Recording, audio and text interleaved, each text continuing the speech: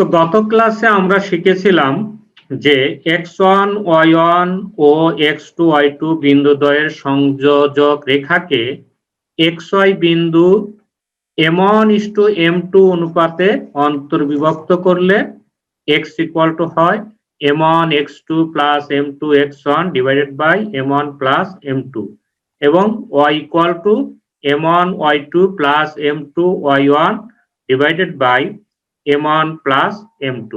তাহলে এই বিভক্তকারী বিন্দুর স্থানাঙ্ক কত হয়? বিন্দুটির স্থানাঙ্ক হয় m1 x2 plus m2 x1 divided by m1 plus m2 m1 y2 plus m2 y1 divided by m1 plus m2। আর যদি x1 y1 এবং x2 y2 বিন্দুদ্বয়ের সংযোগ রেখাকে xy বিন্দু m1:m2 অনুপাতে বহির্বিভক্ত করে তাহলে x ইকুয়াল টু হয় m1 x2 minus m2 x1 divided by m1 minus m2 এবং y equal to m1 y2 minus m2 y1 divided by m1 minus m2 এবং বিন্দুটির স্থানাঙ্ক হয় তাহলে কি এভাবে যে m1 x2 minus m2 x1 divided by m1 minus m2 আর m1 y2 minus m2 y1 divided by m1 minus m2। আশা করি এগুলো তোমাদের মনে আছে। এখন আমি এই সূত্রের আলোকে আজকে তোমাদের কয়েকটি অঙ্ক করাবো। প্রথম অঙ্কটি হলো 8 নাম্বার অঙ্ক।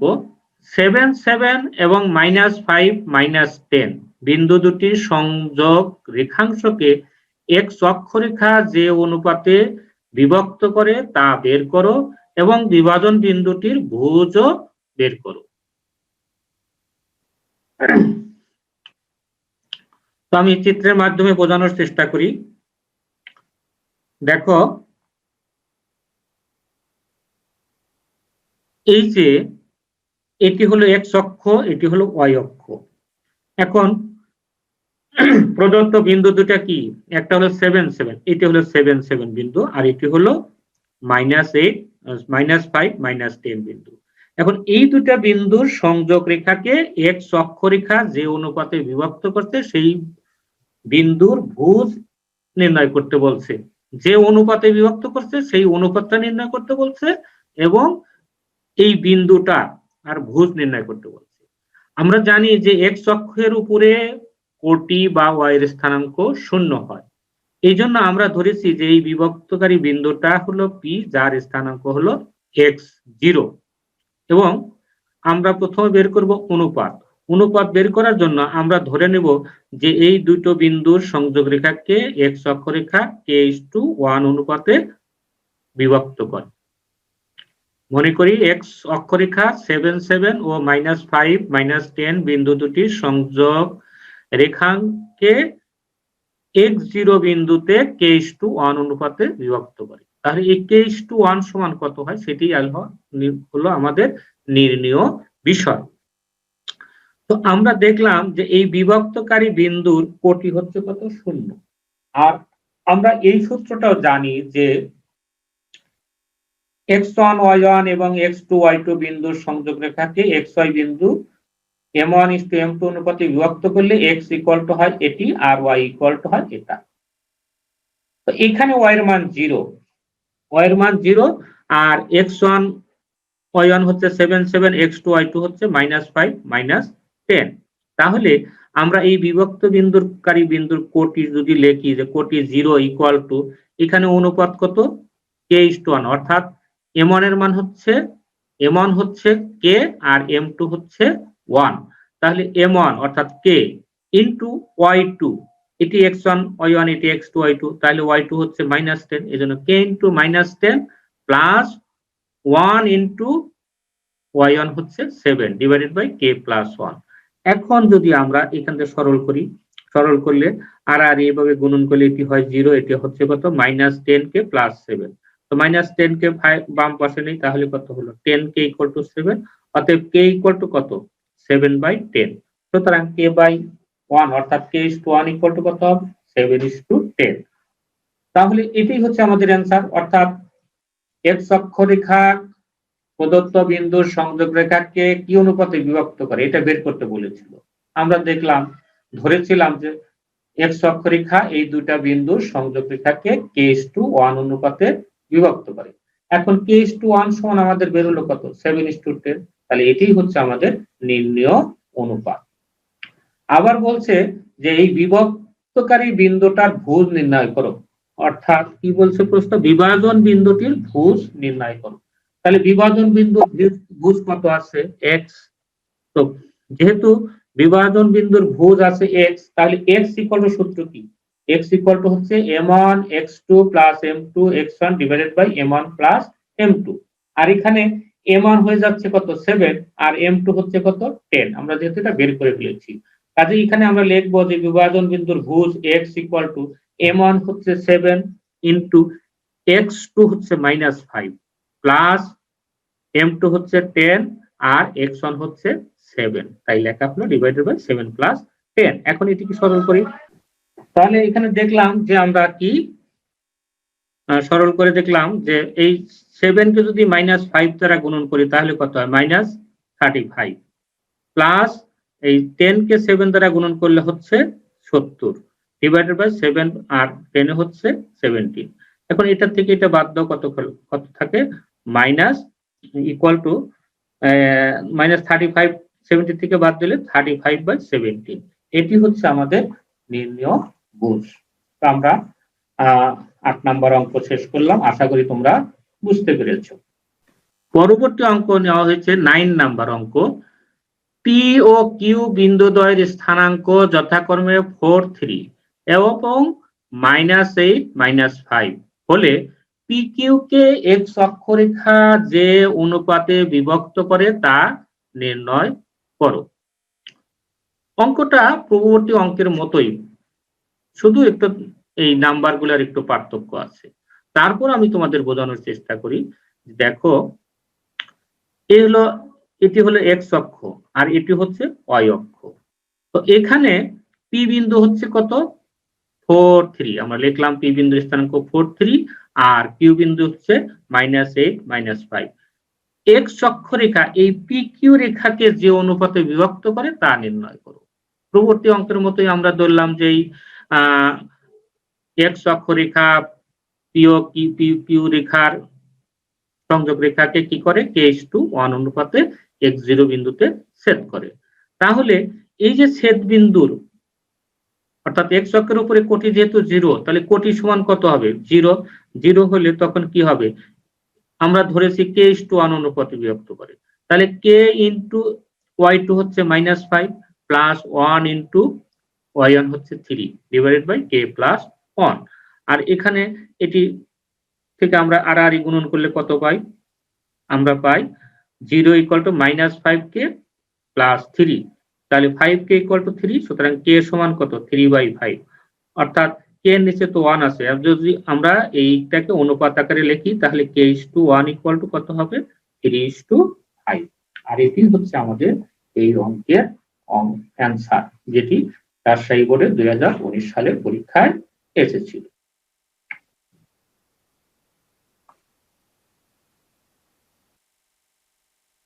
কোনো প্রশ্ন আছে তোমাদের? স্যার, ভাগ বিন্দুর কোটি ওই লাইনটা আবার একটু দেখান তো। এই যে ভাগ বিন্দুর কোটি, তাই না? আচ্ছা দেখো, আচ্ছা আমি দেখাচ্ছি তোমাদের। আমরা তো জানি যে y ইকুয়াল টু কত হয়? y equal to m1 y2 plus m2 y1 divided by m1 plus m2।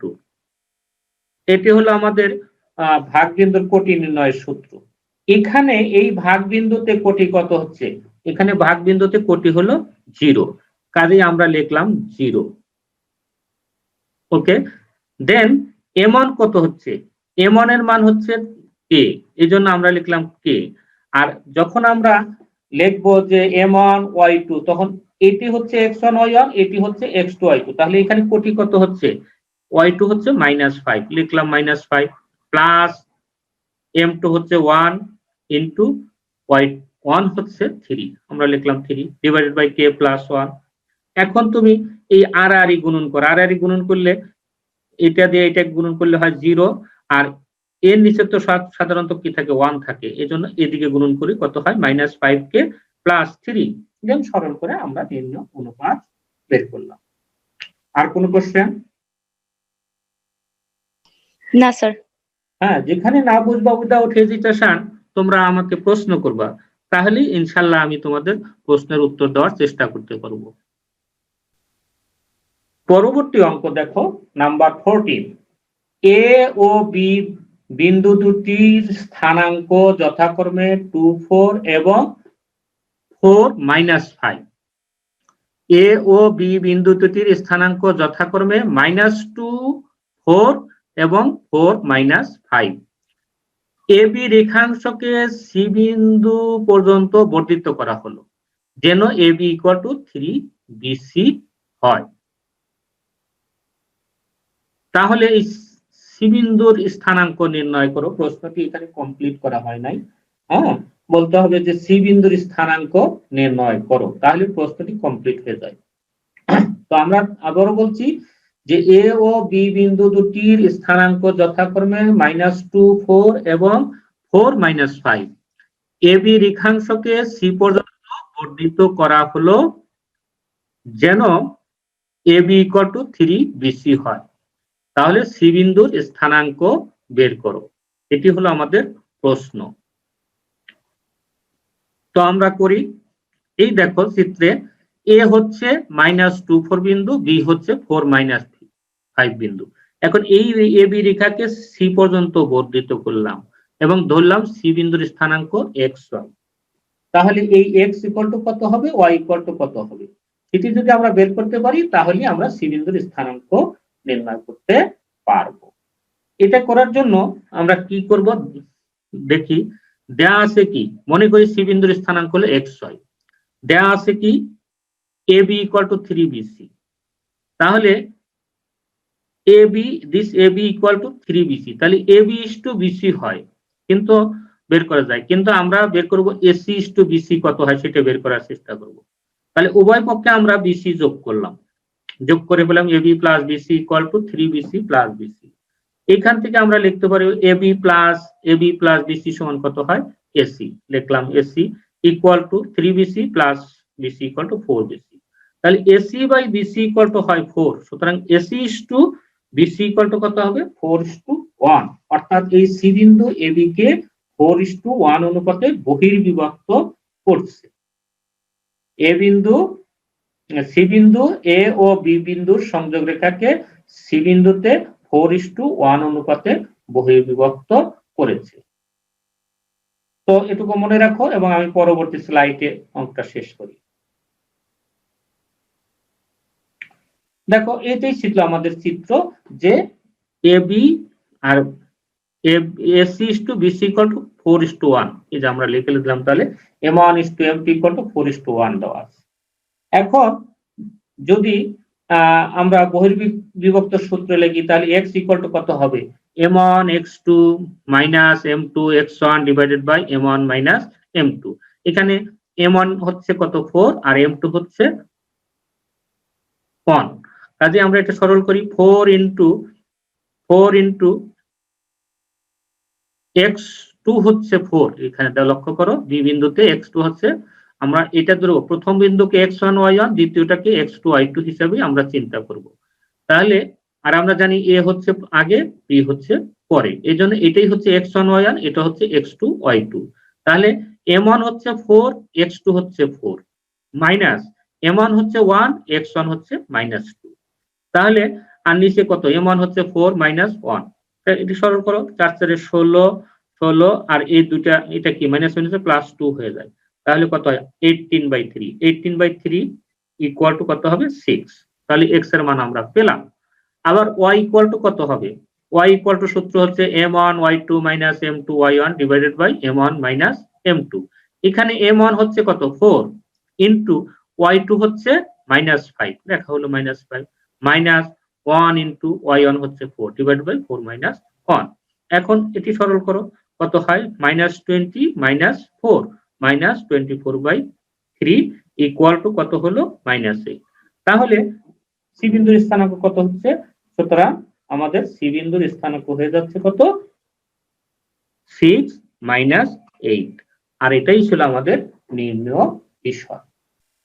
আরো একটি অঙ্ক লক্ষ্য করো, কোন সামন্ত্রিকের একটি কর্ণের প্রান্ত বিন্দু দুটির স্থানাঙ্ক 3 মাইনাস 4 ও মাইনাস 6 5 এবং তৃতীয় শীর্ষবিন্দু -2 -1 হলে চতুর্থ শীর্ষবিন্দুর স্থানাঙ্ক নির্ণয় করো।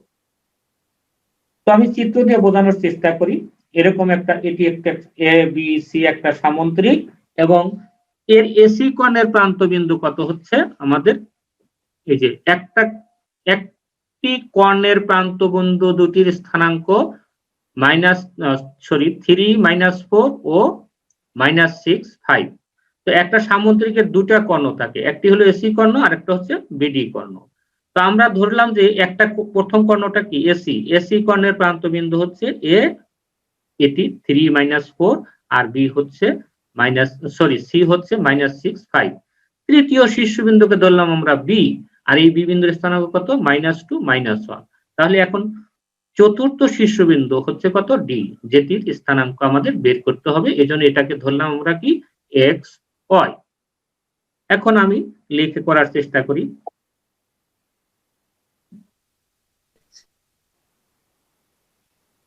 দেখো সমাধান, মনে করি যে কথাগুলো বলেছিলাম সেটাই লিখলাম, যে মনে করি A B C D সামন্ত্রিকের AC কর্ণের প্রান্ত বিন্দুর স্থানাঙ্ক কত, এ হচ্ছে 3 -4, সি হচ্ছে -6 5।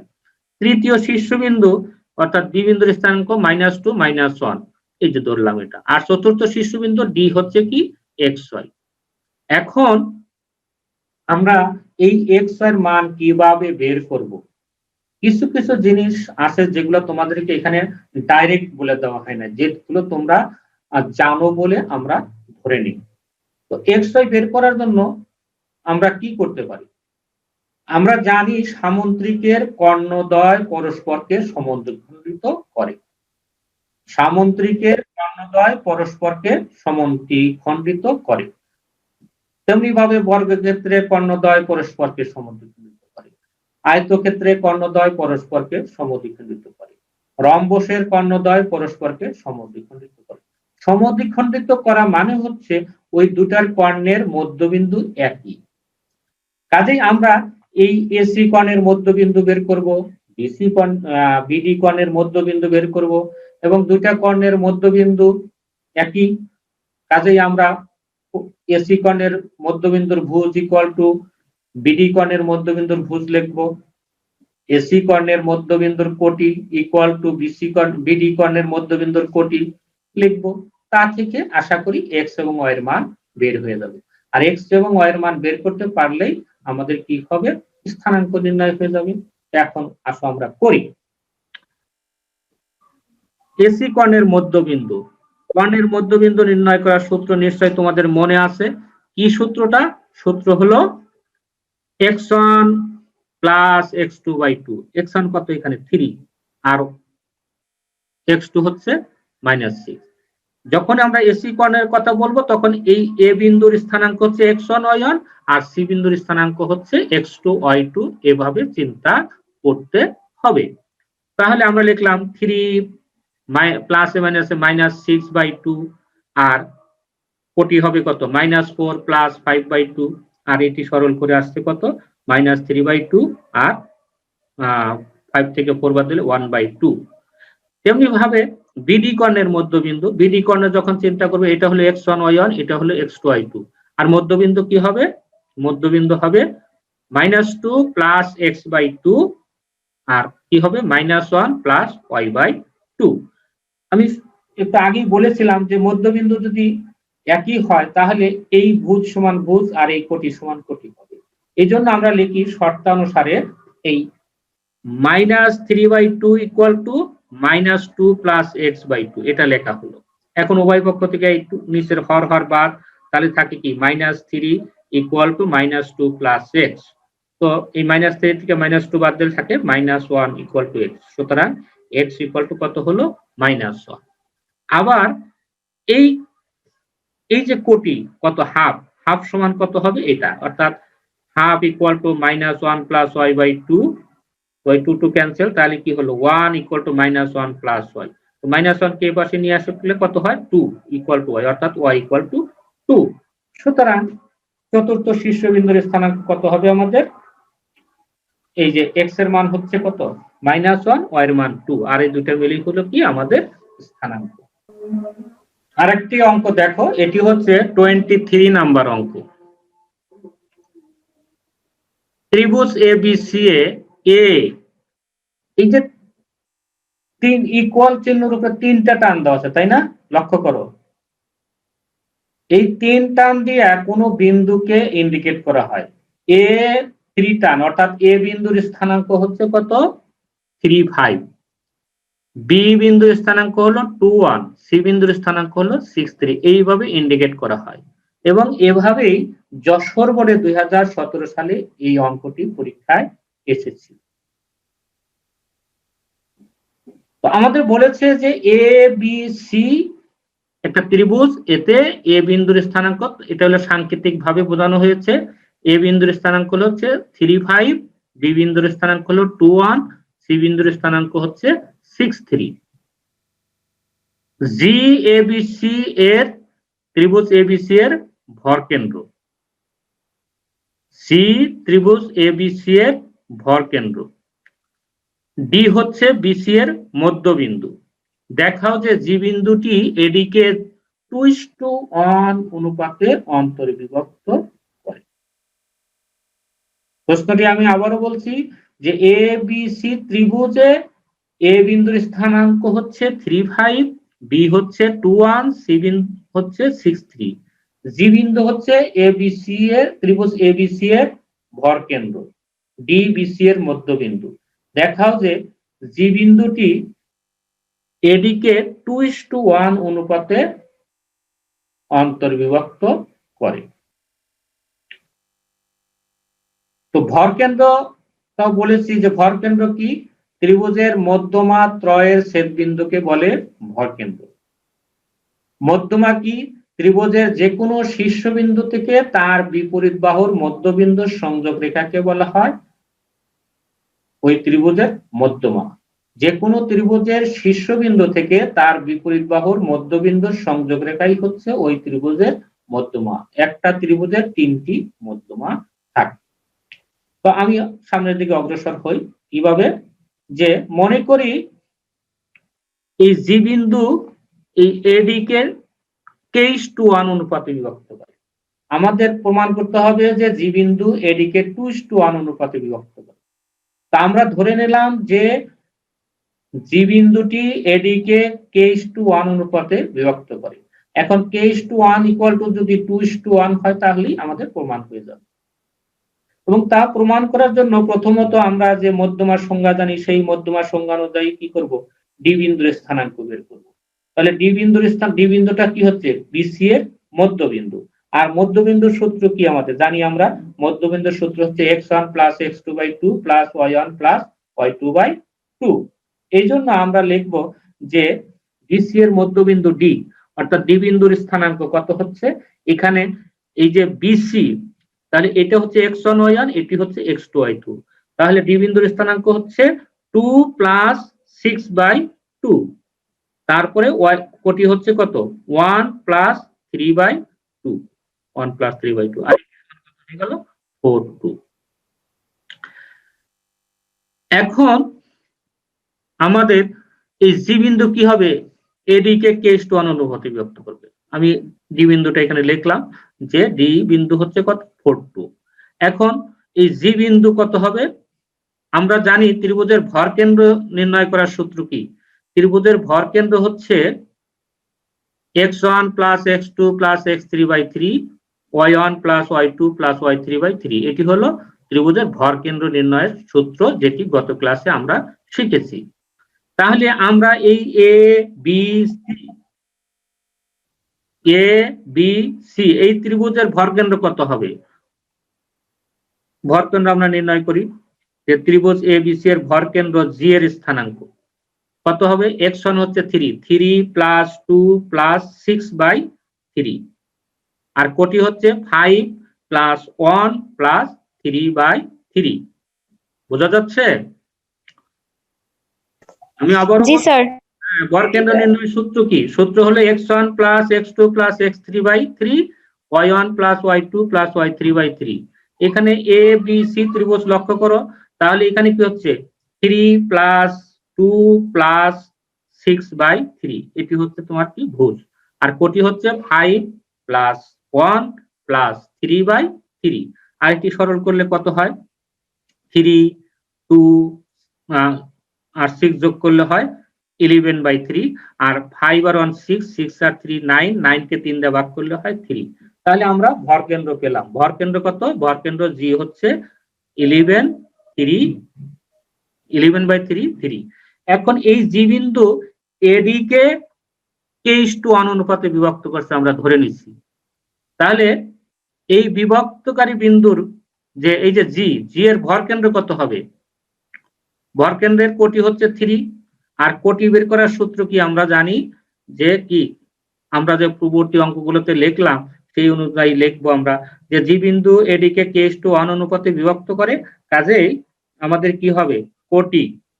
তোমার মনে আছে নিশ্চয়ই, প্রথম অঙ্ক থেকেই শুরু করেছিলাম, যে কি আমি আবারও সূত্র লিখে দেখাই প্রয়োজন বোধে, যে y = m1 y2 plus m2 y1 divided by m1 plus m2। তাহলে এখানে কোটি হলো 3, এই কোটিটা ব্যবহার করবে, এটা যেহেতু সহজ, এটা ভগ্নাংশ, এটা হচ্ছে একটা সরল পূর্ণ সংখ্যা, এই জন্য আমরা এই পূর্ণ সংখ্যাটা ব্যবহার করে লিখছি 3।